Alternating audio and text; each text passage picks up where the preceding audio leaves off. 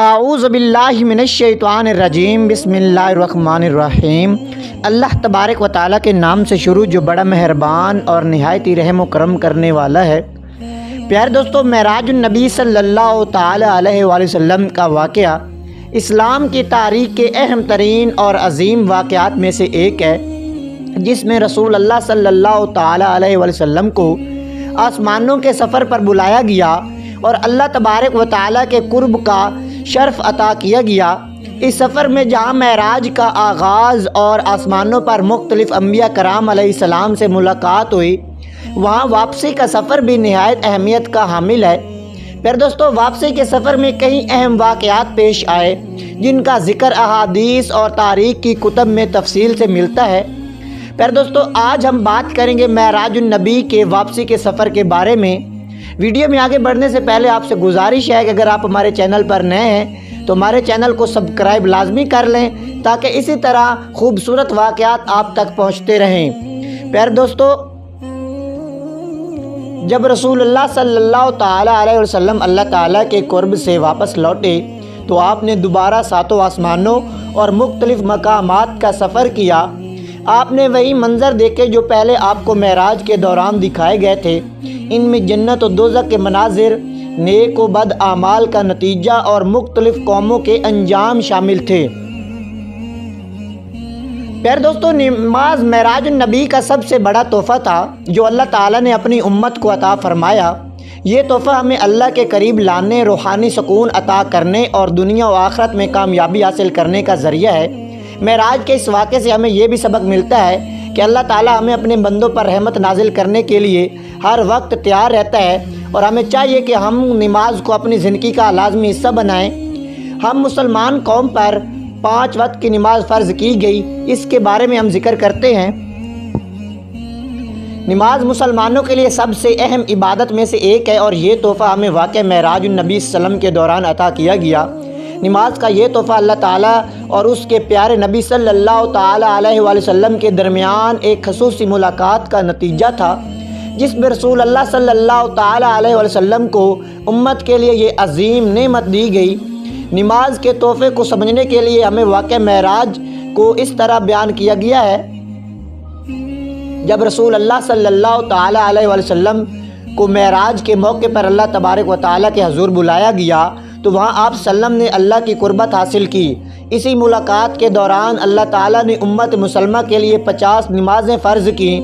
واپسی کے سفر میں رسول اللہ صلی اللہ علیہ وسلم کی ملاقات حضرت موسیٰ علیہ السلام سے ہوئی، جنہوں نے آپ صلی اللہ علیہ وسلم سے پوچھا کہ اللہ نے امت پر کیا حکم دیا ہے، تو رسول اللہ صلی اللہ تعالی علیہ وآلہ وسلم نے فرمایا کہ اللہ تبارک و تعالیٰ نے 50 نمازیں فرض کی ہیں۔ تو حضرت موسیٰ علیہ السلام نے فرمایا، آپ کی امت یہ تعداد ادا کرنے کی طاقت نہیں رکھے گی۔ میں نے اپنی قوم بنی اسرائیل کو آزمایا ہے، وہ اس سے کم عبادت بھی مکمل نہ کر سکے۔ آپ اللہ کے حضور جا کر تخفیف کی درخواست کیجئے۔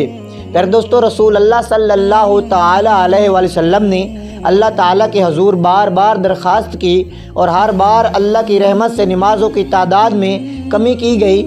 آخر کار یہ تعداد 5 نمازوں تک کم کر دی گئی۔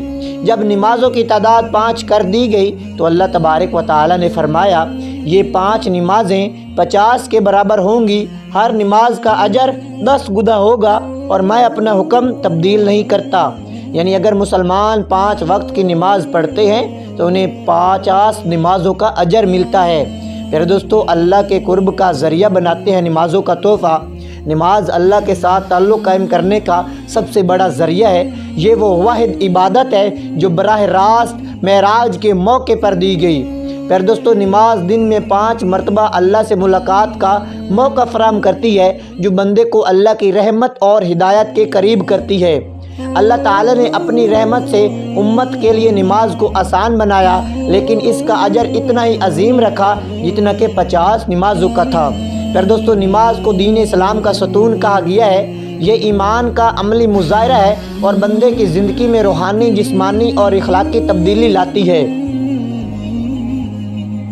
پیارے دوستو، رسول اللہ صلی اللہ تعالی علیہ وسلم نے فرمایا، نماز دین کا ستون ہے۔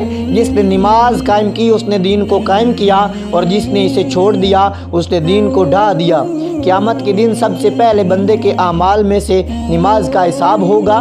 اگر نماز درست ہوگی تو باقی اعمال بھی قبول ہوں گے۔ پھر دوستو، واپسی کے سفر میں اب سلم بیت المقدس بھی واپس پہنچے۔ اب سلم واپس بیت المقدس پہنچے، جہاں سواری براق کو دوبارہ باندھا گیا۔ وہاں موجود تمام انبیاء کرام السلام نے آپ کی امامت میں نماز ادا کی، جو اس بات کی علامت ہے کہ رسول اللہ صلی اللہ تعالی علیہ وسلم تمام انبیاء کے سردار ہیں۔ پھر دوستو، رسول اللہ صلی اللہ تعالی علیہ وآلہ وسلم بیت المقدس سے براق پر سوار ہو کر مکہ مکرمہ واپس تشریف لائے۔ جب آپ سلم مکہ پہنچے تو رات کا ایک حصہ باقی تھا۔ اس پورے سفر کو ایک ہی رات میں مکمل کیا گیا، جو اللہ تبارک و تعالیٰ کی قدرت کا عظیم مظاہرہ ہے۔ پھر دوستو، نماز کا تحفہ امت مسلمہ کے لیے یہ سب سے بڑا تحفہ تھا جو معراج کے ذریعے عطا کیا گیا تھا۔ امت کے لیے معراج کے سفر میں رہنمائی بھی موجود تھی۔ معراج کے دوران دکھائے گئے مناظر اور رسول اللہ صلی اللہ علیہ وآلہ وسلم کی واپسی پر ان کا پیغام یہ ثابت کرتا ہے کہ ہر عمل کا نتیجہ ہوگا، چاہے وہ نیکی ہو یا بدی۔ نیک اعمال کرنے والوں کو اجر دکھایا گیا اور برے اعمال کرنے والوں کو جو سزا دی جا رہی تھی وہ بھی آپ صلی اللہ تعالی علیہ وآلہ وسلم کو دکھائی گئی، تاکہ وہ اپنی امت کو بتا سکے کہ ہر اعمال کا اجر ملے گا۔ پھر دوستو، جب رسول اللہ صلی اللہ علیہ وسلم نے مکہ میں یہ واقعہ معراج بیان کیا تو کفار نے اسے جھٹلایا اور تمسخر اڑایا، یعنی کہ مذاق اڑایا، مگر صحابہ کرام علیہ السلام خاص طور پر حضرت ابو بکر صدیق رضی اللہ تعالیٰ عنہ حضرت ابو بکر صدیق رضی اللہ تعالیٰ عنہ انہوں نے اس بات کی تصدیق کی اور ان کا ایمان مضبوط ہوا۔ پھر دوستو، واپسی کے سفر سے ہمیں یہ سبق ملتا ہے کہ اللہ تعالیٰ کی جانب سے عطا کردہ احکامات نماز بندوں کے لیے آسانی کے ساتھ دیے گئے ہیں، اور بندہ اگر خلوص دل سے عمل کرے تو وہ اللہ کے قریب ہو سکتا ہے۔ معراج ہمیں یقین دلاتا ہے کہ اللہ کے قریب کا راستہ کھلا ہے اور اس کی رحمت ہر چیز پر حاوی ہے۔ یہ سفر نہ صرف رسول اللہ صلی اللہ علیہ وسلم کے لیے ایک عظیم نعمت تھا، بلکہ امت مسلمہ کے لیے رہنمائی، ہدایت اور قرب الہی کا ذریعہ بھی۔ پیارے دوستو، معراج النبی کا تحفہ نماز۔ اگر نماز انسان کے اندر بس جائے تو یہ اندر تقوی، عاجزی اور شکر گزاری پیدا کرتی ہے۔ یہ گناہوں سے بچنے کا ایک اہم ذریعہ ہے، جیسا کہ قرآن میں آیا ہے، نماز بے حیائی اور برے کاموں سے روکتی ہے۔ نماز دل کو سکون دیتی ہے اور انسان کو اللہ کے قریب کرتی ہے۔ یہ دنیاوی پریشانیوں اور گناہوں سے بچنے کا ذریعہ ہے۔ پیارے دوستو، اس اللہ تعالیٰ سے ملاقات کے بعد نبی کریم صلی اللہ علیہ وسلم نے اللہ کے ساتھ قربت، ہدایات اور اپنی امت کے لیے دعا کے اثرات کو محسوس کیا۔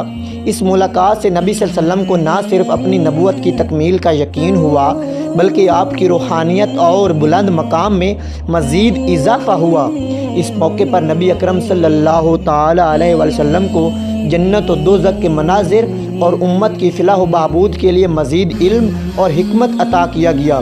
معراج کا یہ واقعہ نبی اکرم صلی اللہ علیہ وسلم کی زندگی کا سب سے اہم اور روحانی لحاظ سے بلند ترین واقعہ تھا۔